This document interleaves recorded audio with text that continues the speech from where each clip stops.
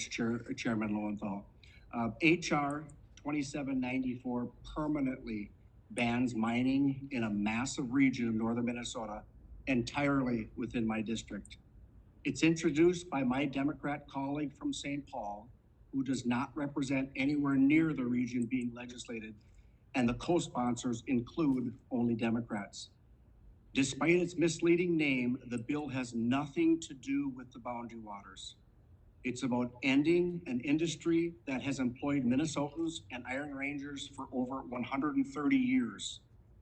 It's about imposing a radical keep it in the ground philosophy in lockstep with the Biden administration. And it's about keeping opportunity, wealth, and economic development out of northern Minnesota. The target of the legislation is the Twin Metals project. For those that don't know, this project is proposed in the Superior National Forest, a working industrial forest where the forest plan includes mining in the region as a desired condition. There is no proposed mining in the Boundary Waters Canoe Area Wilderness or in the surrounding mining protection area, which we call a buffer zone. That's right. Despite what the Democrats today will imply, let me be very clear, there is no proposed mining in the Boundary Waters Canoe Area Wilderness or the surrounding buffer zone. In fact, I'd like to preface this entire hearing with a warning. While I'm obviously happy that Joe Biden took down his poorly intentioned disinformation board, perhaps the topics we hear from my Democrat colleagues today would qualify as disinformation, because the proponents of this bill, both on the Democrat virtual dais and from the Democrat invited witnesses, will include half-truths, misleading statements, and opinions framed as fact throughout this hearing today. So I look forward to leading the charge on setting the record straight and hearing directly from Julie Padilla from Twin Metals. I am, however, very disappointed about the majority choosing to hold this hearing virtually. My constituents support mining and care about this topic, and I therefore came to Washington and the hearing room in person to highlight the bill's issues.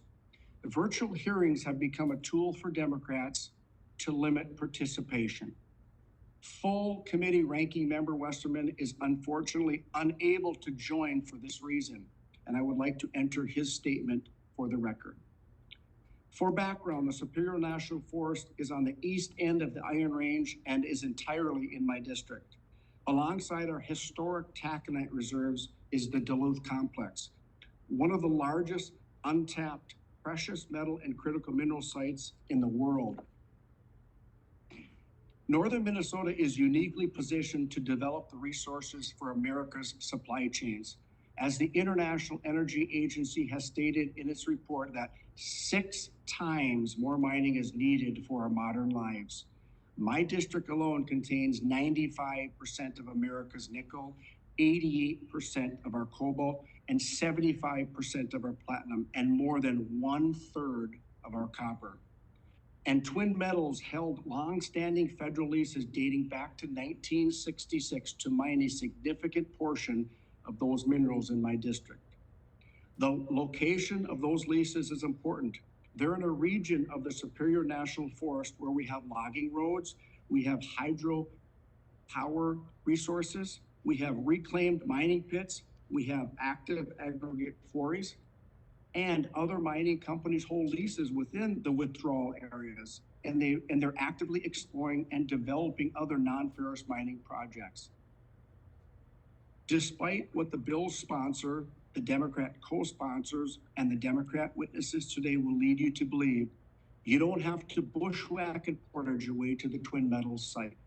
And yes, it's in the same watershed as the BWCA. But guess what else is? An open pit gold mine just 40 miles north of my district in Ontario, Canada.